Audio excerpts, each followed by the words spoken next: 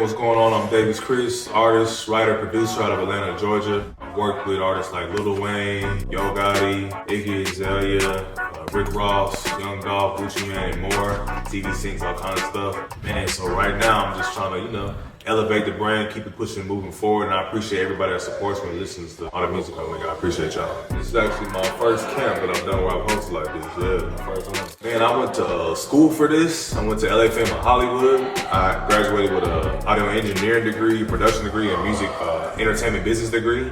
And I interned twice for a producer named Detail and a production group called The Stereotype. So like I've really been like kind of in the trenches, you know what I mean? I always tell people, the first 2 weeks I interned, Detail had me remake every beat on the Rap Caviar playlist on Spotify. I had to remake every beat. It's like 100 beats before I could do anything. To see if you could reproduce that level. Well, not even that. For me to just understand and learn the sensibilities that go into commercially viable music. From there, once you learn it all, then you can pivot and make it your own. But you gotta show your respect and you gotta study. You know what I'm saying? To come in and just be like, yeah, I'm gonna do whatever. It's like, that could work. But why not, learn a little bit. You know what I'm saying? So like, me going through that process was like super helpful at the start of my career. The key what allows me to, kind of operate fluidly like this, I'm a person first before I'm a creator. You know what I'm saying? Like I kind of just understand people. I know with like respect and humility and paying attention to detail and caring about other people and engaging people, I understand how that can impact, your creative process. If I learn a little bit about you, where you from, how old you are, you got a girl, what you into, whatever, when we go in there and make a song, it's gonna be a little bit easier because I know a little bit about you, And the reason I'm so passionate about teaching to help people because I remember being a new artist and writer. I used to live in Hollywood. Stumbling, fumbling around, really like, hitting rock bottom a few times and really like facing a lot of rejection and, all types of stuff with like my mental health and like my self-worth, you know what I mean? So if I can like just share a little bit to help somebody, get there quicker, like I ain't tripping. Because I learned a story about the hero and the villain. Something happened to the hero, something happened to the villain. Both of them went through something. But the villain is like, I'm gonna make everybody feel how I felt. The hero says, I'm gonna make sure nobody ever feels how I feel. So that's, like I said, I ain't no saint, but I believe that like, wholehearted. Cause I'm like prior military, so it's just like go execute, go do your job. I've kind of always just like done the thing, like my job. I actually joined the United States military to pursue these because I learned that after you do your 4-year enlistment, they'll give you money to go to school. And I think I was prophetic. God bless me, I was prophetic. I think I made a Facebook post in 2010 like, hey, I'm gonna end up in Hollywood. Like that's my goal to get to Hollywood. And I knew if I joined the Navy, I'd get stationed in San Diego, which is like 2 hours from LA. I got stationed there and then I ended up moving to LA. I feel like there's that notion of like, are you willing to do whatever it takes if you really want it? Or are you gonna like halfway do stuff for only 70%? I was like, nah, I'm gonna join the military, I'm gonna get out, I'm gonna move to Hollywood, I'm gonna go to school. Cause they paid for it, you know what I mean? So it's like kind of a drop in the bucket, you know what I'm saying? So for me, it's like, that's just something I like kind of had to do. It was a little intimidating at first, I ain't gonna lie, cause you think the military, you think war, going overseas, being killed possibly, but for me it wasn't that bad. But I can say the military like really helped shape like who I am now, obviously, right? Discipline, commitment, focus. And like I say, just getting your job done, just doing your job and getting it done. Yeah, then I was in the Navy at first, and at the end of boot camp, there's this thing called Captain's Cup, where it's like 1,000 people in this auditorium, and I wrote a song about boot camp. And once we got done, they were like, do it again. Was it like a rap song? It was like a kind of sing song about boot camp. Like so you make fun music too. You ain't scared to get out there and tap them feet. Yeah. And then the CEO of the base, the commanding officer, came and we did it again. Then they videotaped this. And then after that, I kind of went on like mini tour in boot camp, which is unheard of. Boot camp is very like, it's not about having fun. It's like, I've seen people do that where they tour to like go entertain. But not if you're a recruit. Though. But not if you work there. Not if you are in boot camp. Right. You know what I'm saying? You down here. You just you a lonely little airman. You feel me? But I kind of realized like, dang, respectfully, I'm in a room full of 1,000 people that I've never met. Like kind of vibe and interact with something I'm doing. Maybe I have a gift, and that's when God kind of tapped me on the shoulder, like, this thing might be for you. I think I was like 24 at the time. Okay. You know what I'm saying? And I was like, yeah, I think this music thing might be, I might have something. That moment in the Navy kind of showed me like, yeah, I might have something. Then I was like, all right, you got to go to school now. You got to learn what you're doing. So I think the educational kind of knowledge standpoint like really matters because you can just kind of blindly wander through the forest, so you can learn how to change a tire on that car, learn how to drop a transmission, or change the oil. You can learn it, So for me, going to school was like super crucial. But I hear people say, yeah, but you gotta get real life experience. That's why I interned twice. The rite of passage, or like earning your stripes, that's something that's so huge. I think in most like professional industries, like as an athlete, you know, teachers and educators, you know, musicians, creatives, I think you gotta just, you know, play your part, play your position at first, and then, you know, learn and obtain the skills, and then you can move forward after that, you know what I'm saying? In another moment, my very first song that I ever put out, a song called Face Home, a little R&B song. It got on the radio in my hometown in Houston, while I was raised in Houston. Yeah, my first song got a music video on MTV, and a homie called me like, bro, you on MTV? And I was like, all right, let me take this serious, and let me do this for real. And that was while I was in the Navy So too. how did that come about? Like, what was the MTV thing about? Man, I made a song, I put it out, and then I think I submitted it in the portal. I think it was called Videa at the time, like where you can just send your video, and they might post it, might not. So I was like super surprised, and they called me like, bro, you on TV? And I was like, all right, cool. And that was a good like tap on my shoulder, like, all right, you gotta take this serious. God gave you a gift, like, let's do it for real. Then after that, I got out, went to school. I went to the LA Film School in Hollywood. Shout out LA Film in Hollywood. And I had some of the best teachers in the world, man. People that worked on like Eminem, Marshall Mathers LP, and people that work with like Christina Aguilera, Pharrell, all kind of stuff. And I was able to learn. I think the key thing with the learning is, you know, I had the chance to just be quiet and just listen. You know, you got 2 ears and 1 mouth. You should listen twice as much as you talk, especially when you're first starting out, right? Being able to absorb the information is a little bit easier if you just, you know, listening 100%.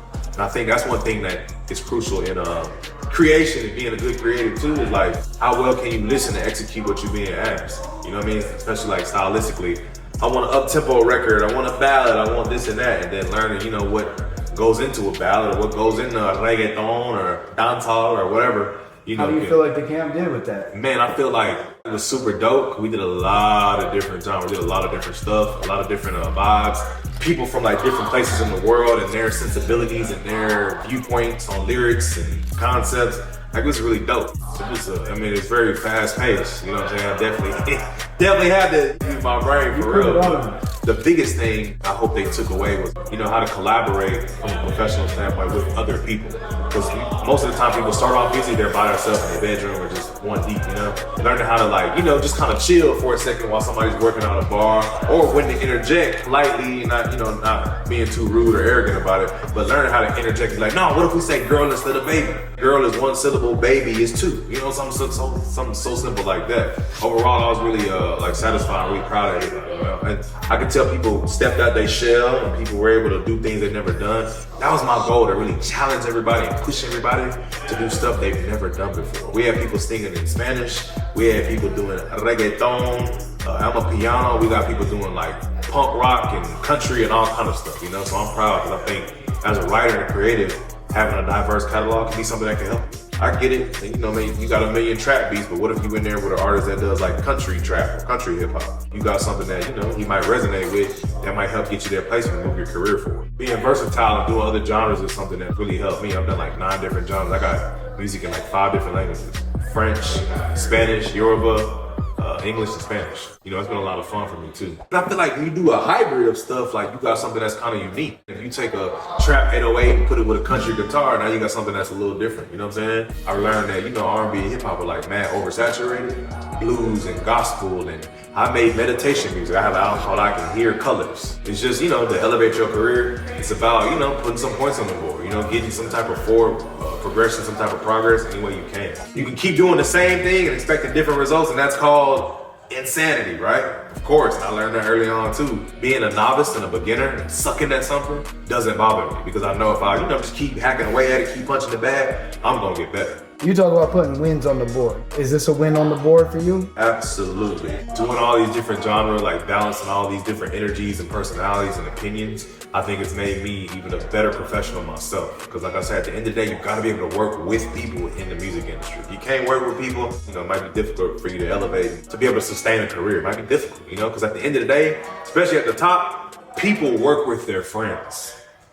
People work with their friends. Like, you could be a B- at something, but if you cool to hang with and you got a decent personality, they're gonna call you back. That's what I hope they take away, is that they know I care They know I have fun. They know I got the energy. They know, you know, I love music, and you know they gonna like rock with me like for those things, you know. And that's like really my goal. To be honest, everything I made wasn't like a 10 out of 10, you know, but I know they had a good experience. I always tell people Michael Jackson, the greatest of all time, got albums that none of us kind of like really digested. Really, I think it's called Forever Michael, I think, or Ben or something like that. That's like the greatest artist of all time, supposedly. You know, if the music is at least like a 7 or 8. You know, put it out. It might resonate with somebody, and you gotta find who rocks with what you do. You know, you gotta find your tribe. You know what I'm saying? I always tell people like every Drake song you hear is a 10. He know that too. You know, he know every song he's made is not a 10 out of 10. And I think being a harsh critic of yourself can help you be better. Like, yeah, that was cool, but man, I should have did something different with the drums or whatever. You know what I'm saying? Yeah, I think there's no such thing as perfection. Perfect something and spend hours on it, and then someone else hear it and go, huh. Oh, that's cool.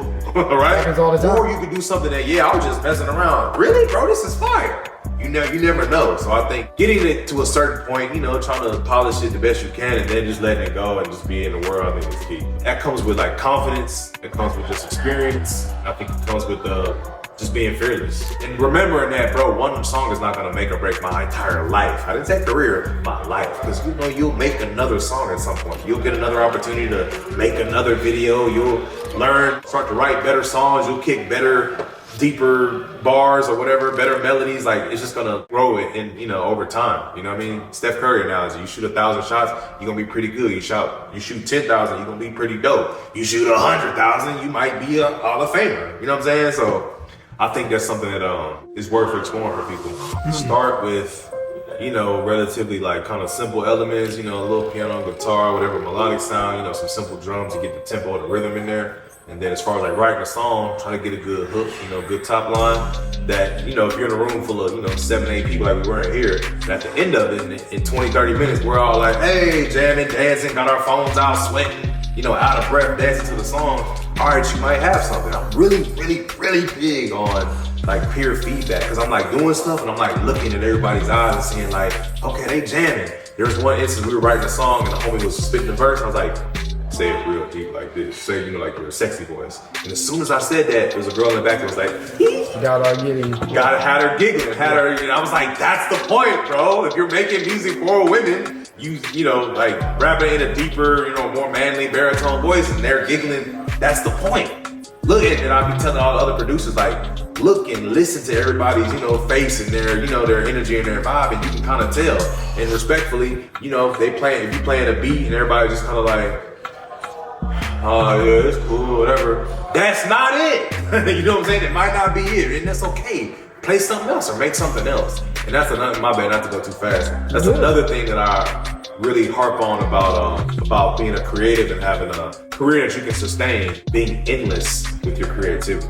I don't like that. All right, what about this? I don't like that. All right, what about this? I don't like that. Well, let me do a guitar instead of piano. I don't like that either. Okay, hold on, I know what I can do. Let me change the tempo, change the key, and then let's go there. You gotta be able to keep coming up with ideas, especially when you work with artists that are up there.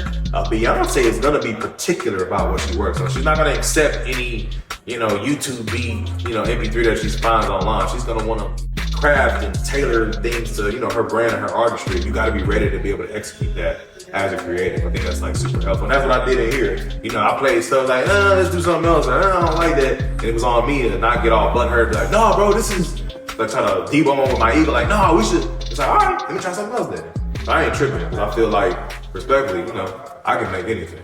For me personally, I think when you create on the spot, there's a synergy and there's a certain energy that you can't replicate with beats. Because once you play a beat, it's that key, that tempo, those sounds, that vibe versus you can kind of make it together. And the analogy is like a bathtub. I'm gonna put a little bit of water in and then get in. I'm not gonna fill it to the top because as soon as I step into the water, it's gonna pour out. And I think having space for vocalists to kind of hear where they can go versus it being all this stuff and drums and sounds in it. I don't like to start off like that. I like study other successful songwriters. They all started either the piano or the guitar. That's literally like how they do it. Like the big hit songs, and then you might get co-producers to put drums and add stuff to it. But first, because I believe that if a song can survive on the top line can survive on just chords, you got a good song. You don't hum drum patterns. Nobody knows the drum pattern of Thriller. Or you don't know what type of hi-hat they use, you don't know what type of snare they use. You don't know what type of amp Rod Temperton had on the guitar when he played it. You don't know that, but you like the part. You like it, but it didn't matter that much. You know the top line, you know the song. And I'm a producer as well, but I believe that the song is king. The songs are timeless. Production changes over the years, right? You remember how like rap like sounded in the 90s? It sounded different in the early 2000s. Different mix, different You know what I'm saying? drum kicks, different sonics, the whole thing. Yeah. But songs, they live on forever. You know, like, especially like rock songs like Aerosmith and like Led Zeppelin, all that stuff. That stuff is still playing in movies and TV shows like even now. What advice would you give everybody at this camp from here on out? Like, what's the next step for these guys? Consistency wins. It might not be the 7th song you've ever written or the 30th. It might take 400 or 500 songs for you to get that first placement. The question you have to ask yourself is, will you sprint the entire distance even if the distance is unknown? Will you keep running just until it happens? Or are you gonna say, man, that's too far, or I don't wanna make that many songs, or I gotta work that hard, I don't know. It's like, nah, bro, wake up and make music because you make music, bro.